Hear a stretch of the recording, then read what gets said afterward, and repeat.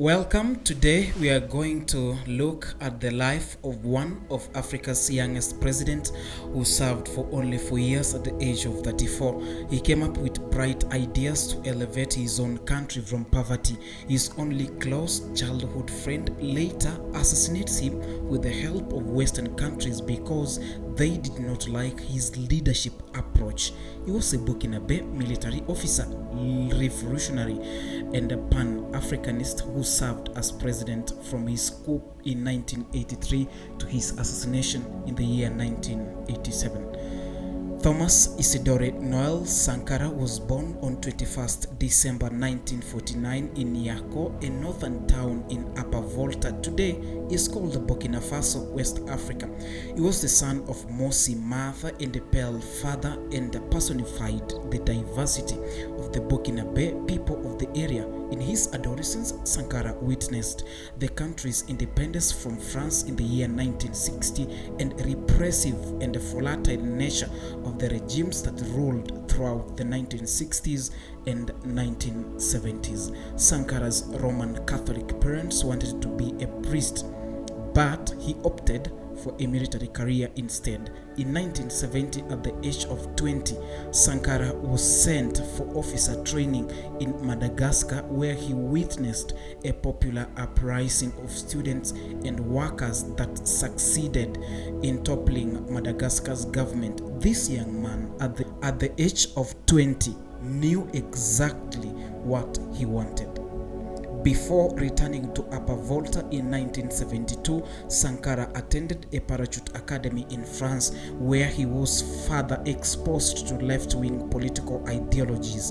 In 1974, he earned much public attention for his heroic performance in the border war with Mali, but years later, he could renounce the war as useless and unjust. He said there was no point of fighting his African brothers instead of dialogue. He loved unity than division. By the early 1980s, Burkina Faso was being rocked by a series of labor union strikes and military coups. Sankara's military achievements and good leadership styles made him a popular choice for political appointments, but his personal and political integrity put him at odds with the leadership of successive military governments that came to power, leading to his arrest on several occasions. In July 1983, Sankara was selected as the Prime Minister of the newly formed Council of the Salvation of the People headed by Jean-Baptiste. This post provided him with the entryway into political and international politics and a chance to meet the leaders of the non-aligned movement, including Fidel Castro of Cuba, Samora Machel of Mozambique, and Maurice Bishop of Grenada. Sankara's anti-imperialist stance and grassroots popularity increasingly put him at odds with conservative elements within the CSP, including President Ouedraogo. Sankara was removed as president in May and arrested once again. On August 4, 1983, Blaise Compaoré, Sankara's close friend and a fellow army colleague, led a group that freed Sankara, overthrew the Ouedraogo regime, and formed the National Council of Revolution with Sankara as its president.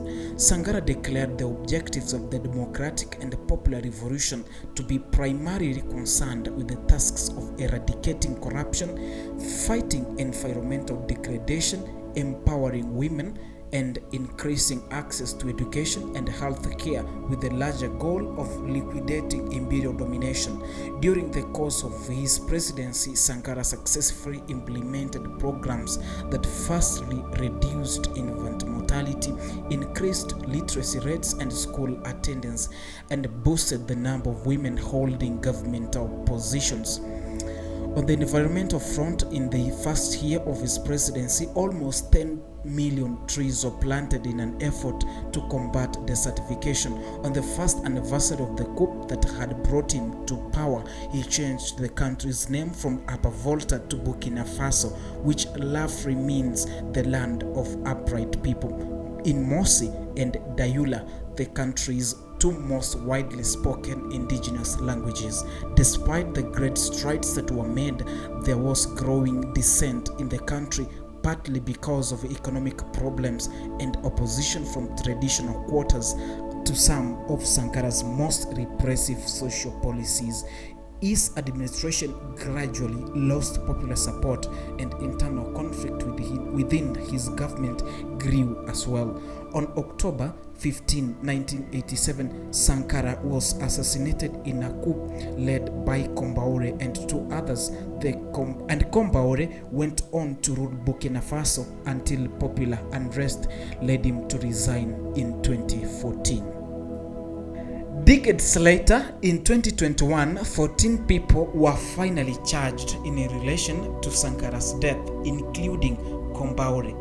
He refused to participate in the proceedings, and having been in exile in Ivory Coast since 2014, he was tried in absentia. A military tribunal held the long-awaited trial, which began later that year on October 11, when the verdict was announced on April 6, 2022.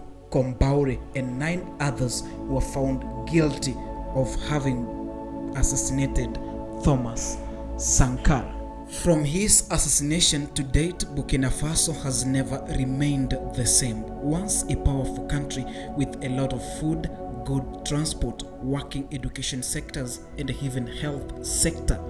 Today, the country is struggling to support its economy. Sankara remains as a hero in the history of Africa. As he said before his assassination, a hero can be killed, but his ideologies will remain alive forever.